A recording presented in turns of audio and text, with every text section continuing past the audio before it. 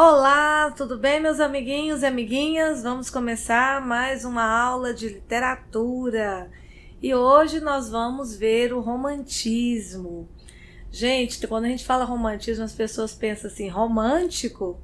Não, romantismo é uma escola literária que ela aconteceu em meados, né? Nós vamos falar que foi no século XIX, mas foi entre 1836 até 1881. E o romantismo ele se identificou com 3 fases. Nós vamos falar dessas 3 fases hoje. A primeira fase foi a fase que as pessoas elas colocavam o índio como o herói, né, o herói da nossa gente. A gente vai ter José de Alencar, que vai fazer a trilogia como Guarani, Iracema, Birajara. Nós vamos ter Gonçalves Dias, que vai fazer os seus poemas inspirados também no índio, que é o Ilha Pirama. É nessa fase que vamos também falar sobre a questão da exaltação da mulher. A mulher ela vai ser vista como uma santa. Nós vamos ter na figura do Guarani a Ceci, que é a abreviação de Santa Cecília, lembrando, né, da Santa Cecília da Igreja Católica.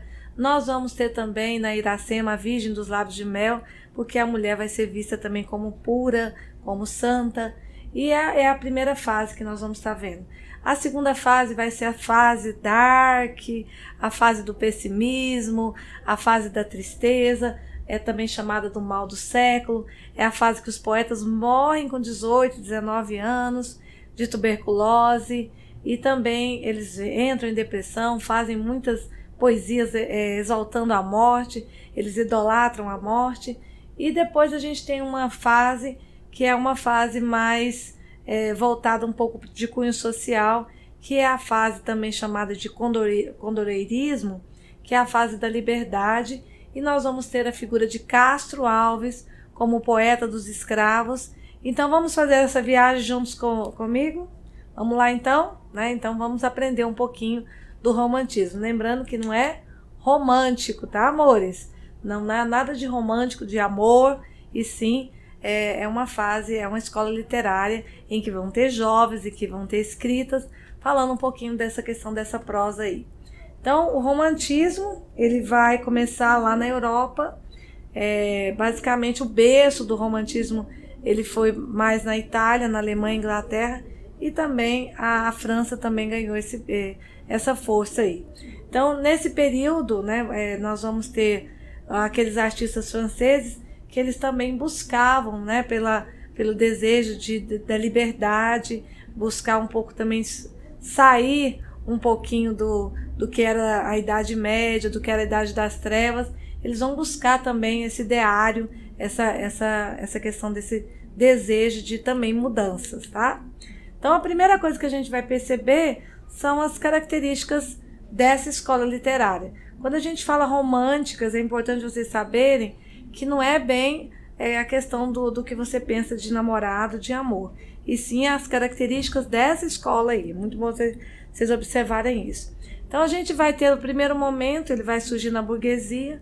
Naquela época a gente tinha as grandes... nós não falamos de palácio porque o palácio está dentro do trovadorismo, mas a gente tinha as grandes classes, né? Aqueles salões de festa. Às vezes a gente percebe até isso que aconteceu no Rio de Janeiro, no início da colonização no Rio de Janeiro, também essas grandes festas, esses bailes que eles davam, e eles se encontravam e trocavam, né, os seus conhecimentos aí. Então a gente pode dizer que era uma elite aristocrática, que era a elite que buscavam essa troca de informação. E aí o tema que a gente vai perceber muito é temas voltados para a vida urbana. A gente vai ter o livro Senhora, né, que vai retratar muito isso, de José de Alencar, que é uma dama que buscava um casamento e aí ela era pobre, apaixonou por um homem que gostava mais de dinheiro.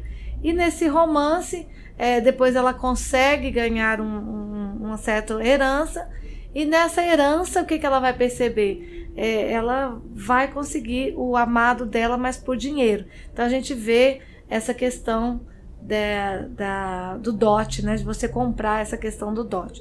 Então a gente tem esse primeiro momento, que são esses grandes encontros, nesses salões de festa, que vai começar então essa vida cultural desses jovens e dessa burguesia aí, tá? É nessa época em que as pessoas vão começar então começar a sua criação artística, né? Então eles não vão mais buscar aquelas formas clássicas lá do passado. O que é a forma clássica do passado? Lembra de Camões? O Camões, ele trabalhava com sonetos, né? Então ele falava assim: o amor é fogo que arde sem se ver, é ferida que dói, não se sente, é um contentamento descontente. Então não tem mais essas rimas, não tem mais essa questão de estar preso a isso, a ter que contar rimas, a ter que contar se elas são decassílabas ou não. Agora eles começam a se libertar, eles buscam mais essa criação, né? Então essa fase ela vai estar mais tendo essa liberdade de escolha aí. Aí eles vão entrar na imaginação, não é? Bom, aí nós vamos ter a primeira fase do romantismo, que é a fase do indianismo.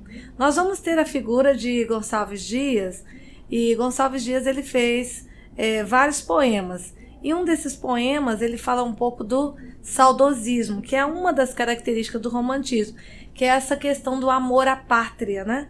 E Gonçalves Dias, ele busca esse nacionalismo, esse saudosismo, e ele faz essa canção do exílio, que é um poema muito conhecido por todos nós, né? Então ele começa dizendo: minha terra tem palmeiras onde canta o sabiá, as aves que ali gojeiam não gojeiam como cá.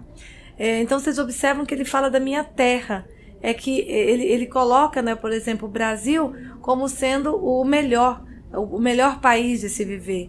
E aí ele continua exaltando a natureza, que faz parte também dessa primeira fase do romantismo, né? Nosso céu tem mais estrelas, nossas vases têm mais flores, e nossos bosques têm mais vida, e nossa vida mais amor. Então ele fala que o céu do Brasil é melhor do que o céu, por exemplo, de Portugal. Ele trabalha tudo isso.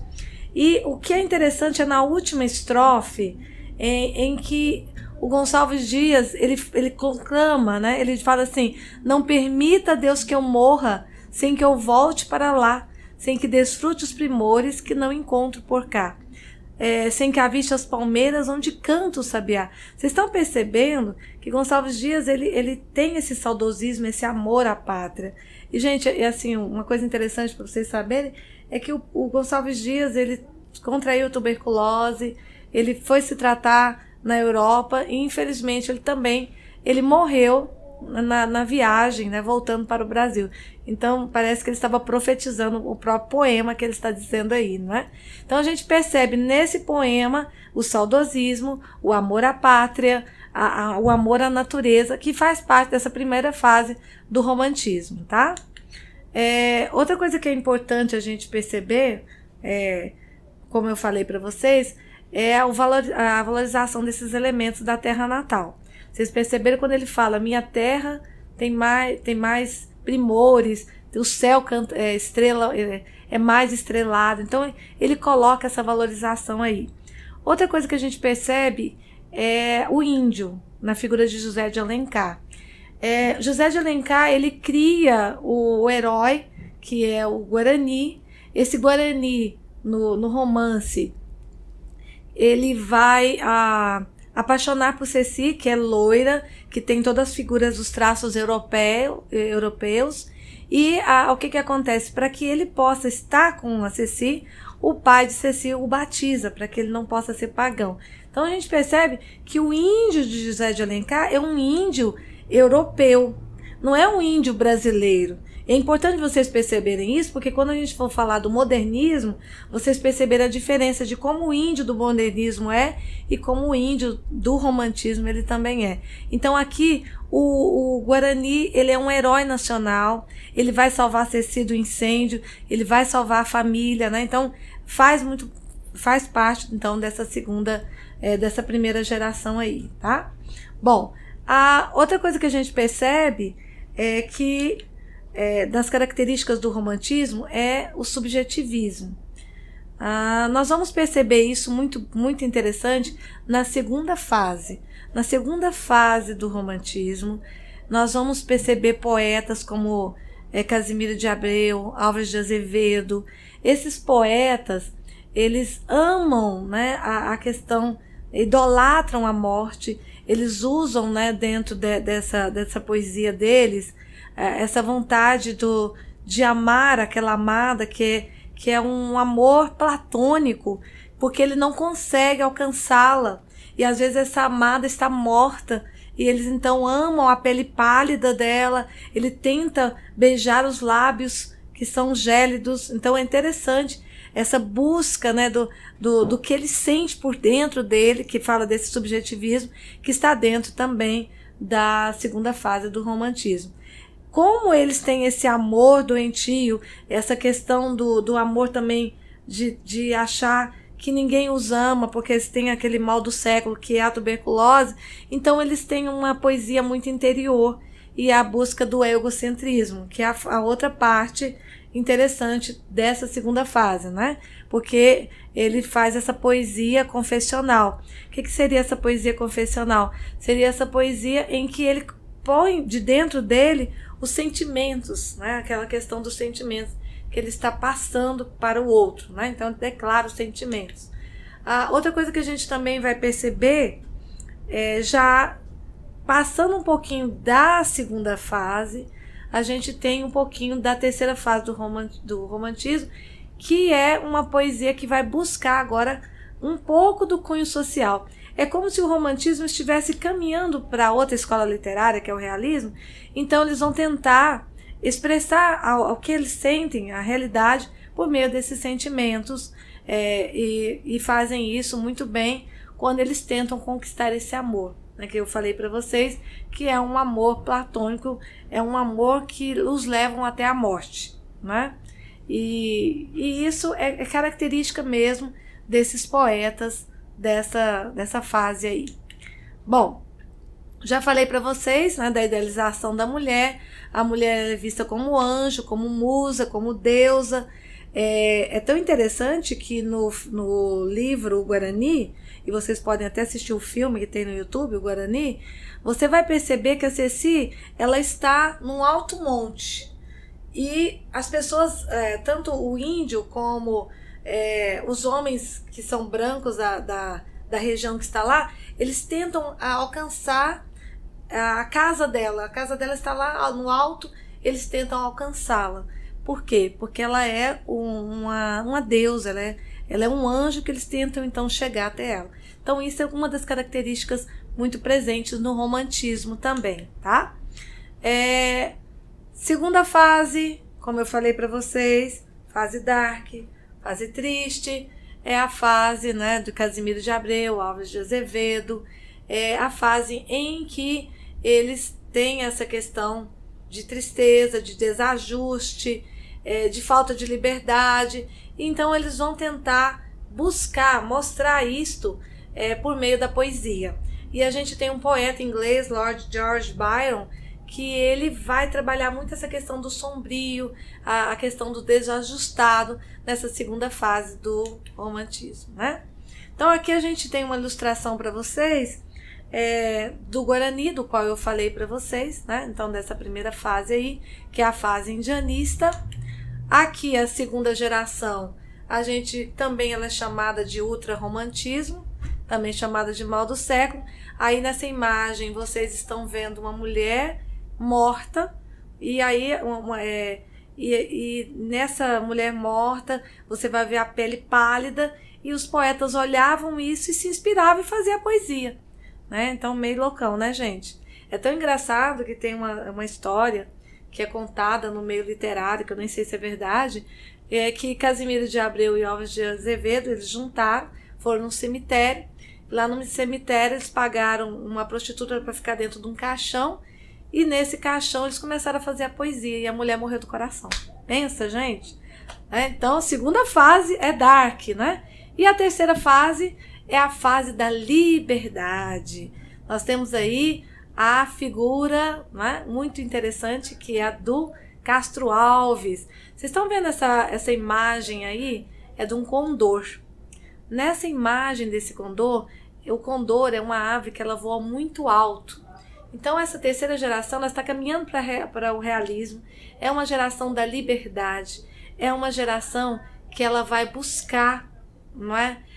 A questão de libertar os escravos. Castro Alves ele foi criado por uma ama de leite e ela era negra e ela veio daqueles navios negreiros, né? A questão dos tráficos de escravos da África, e ela contava todas as atrocidades que aconteciam nesses navios, em que as mulheres não tinham leite para amamentar, em que os escravos africanos também não tinham comida, e ela foi contando todas as histórias. E Castro Alves fomentou nele esse desejo de liberdade.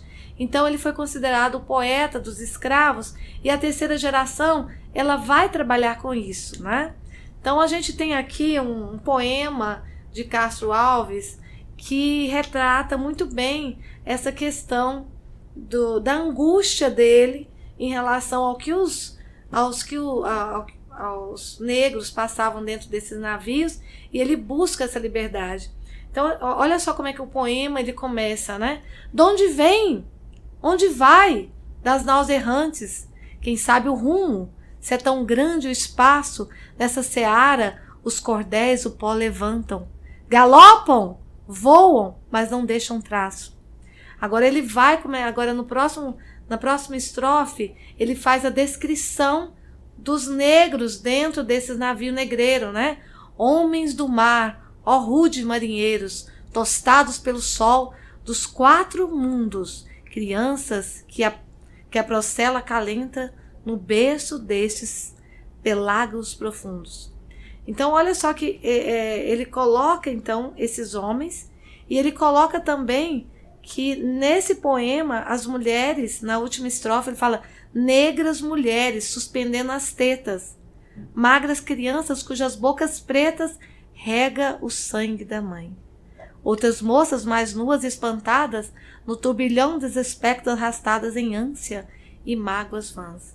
Vocês percebem o tanto que foi muito triste essa escravidão aqui no Brasil, e o romantismo ele vai trabalhar nessa terceira fase com esse cunho social, com esta realidade.